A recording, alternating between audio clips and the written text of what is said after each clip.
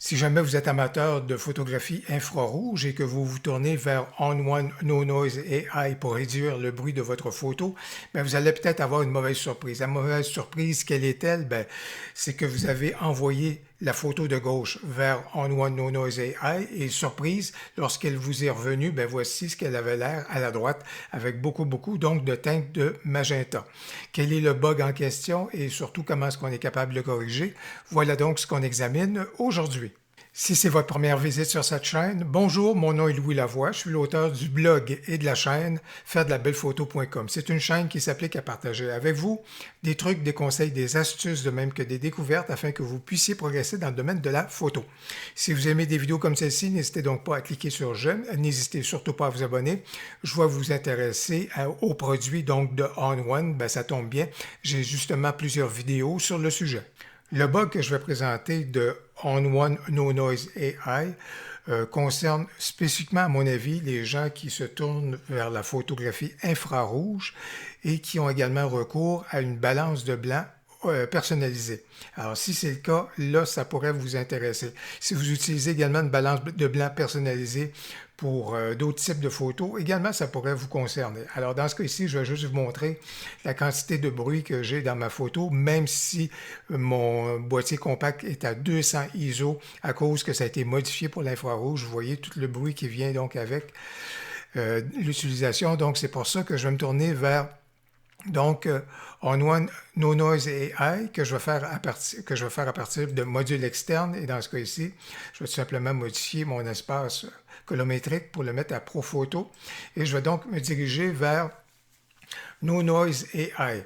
Vous allez voir, le petit bug qui se produit à ce moment-là, c'est le fait que On1 No Noise AI ne tient pas compte de ma balance de blanc personnalisée. J'ai communiqué avec On1 pour leur signaler le bug en question et ils m'ont répondu qu'ils savent et qu'ils ne sont pas intéressés à corriger le bug en question. Ils ne veulent pas supporter, si vous voulez, des utilisations plus avancées au niveau donc de la balance de blanc. C'est ce qu'ils m'ont répondu textuellement. Alors, c'est pourquoi, dans ce cas-ci, lorsque ça nous revient de No Noise, si je vais donc voir, si je vais regarder quelque chose qui est un petit peu plus prononcé, vous voyez que le bruit a bien été évidemment réduit à ma satisfaction. Par contre, le petit hic, évidemment, ça vient avec une couleur magenta. Et si je sauvegarde le tout, je vous dirais, je vais donc dire que je veux conserver, appliquer et conserver donc les réglages. Et lorsque ça revient dans notre espace, ben, vous pouvez constater que la teinte magenta est encore plus présente même que ce que c'était lorsqu'on était dans On1 No Noise AI. Alors, que faire et comment corriger donc le tout? Ben, c'est relativement facile. En fait, quand je vois cette teinte magenta-là, ça m'inquiète pas parce que c'est ce que j'ai connu lorsque je me suis lancé dans l'infrarouge, c'est-à-dire que avant d'avoir recours à une balance de blanc personnalisée, ben, les photos en RAW, mon fichier RAW, donc en infrarouge, m'amenait toujours une teinte qui était comme cela. Alors, comment est-ce qu'on corrige le tout? Alors, ce qu'on va faire, c'est qu'on va se tourner vers notre outil, donc au niveau de la balance de blanc, et on va aller tenter de trouver les valeurs le gris neutre, mais il n'y aura pas vraiment de gris neutre puisque la teinte magenta, elle est bien présente, mais je vais peut-être tenter de trouver quand même un endroit où est-ce que les valeurs sont relativement les plus similaires, je vous dirais, justement, au niveau de l'outil. Alors, dans ce cas ici, si j'y vais, ben, vous pouvez constater que ça se rapproche déjà pas mal de ce qu'était la photo à l'origine. Je vais juste aller et vous montrer ce que c'était.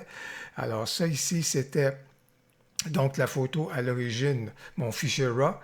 Et si vous regardez juste ici avec tout simplement la correction que j'ai pu faire, vous voyez que je me suis déjà beaucoup rapproché à ce moment-là de mon fichier d'origine, tout simplement en utilisant la pipette et en allant regarder au niveau de la balance de blanc. L'autre phénomène que j'aurais pu faire également plutôt que d'avoir recours à la pipette, c'est tout simplement de regarder ici dans mon format RAW original où étaient les valeurs au niveau donc de la balance de blanc. Vous voyez que c'était à 2100 et que la teinte était à moins 150. Et je pourrais très bien en arriver ici et à ce moment-là manuellement faire l'ajustement puis peut-être même le ramener à 2100 Quoique j'ai bien aimé, là où est-ce on s'était rendu, c'était autour de 2400. Donc, je vais le ramener peut-être à cela ici. Et au niveau de la teinte, bien entendu, on peut voir que l'outil de teinte a complètement corrigé la teinte magenta qui était très, très, très présente. Donc, en allant complètement dans la direction opposée, donc à moins 150. Donc, si jamais ça survient, donc, au niveau de ce que c'était, voici ce qu'était donc mon fichier à l'origine lorsqu'il m'est revenu de No Noise AI et avec la correction que j'ai pu faire dans la balance de blanc, voici donc comment est-ce que j'ai pu revenir à ce que ça avait l'air à ce moment-là avec ma balance de blanc personnalisée dans mon fichier RAW d'origine. Mieux vaut savoir comment corriger le tout parce qu'il ne faut pas s'attendre à une correction de la part de ON1. Ils ont été assez fermes et catégoriques dans ma réponse. Non, ils ne corrigeront pas ce phénomène-là. Je pense que le nombre d'utilisateurs au niveau de l'infrarouge justifie peut-être, si vous voulez, leur manque d'intérêt dans ce dossier-là. J'espère que la vidéo sera donc utile pour les gens qui sont concernés. Si vous avez aimé la vidéo, n'hésitez donc pas à cliquer sur j'aime et surtout n'hésitez pas à commenter. J'ai bien hâte de vous lire. Au plaisir, à la prochaine.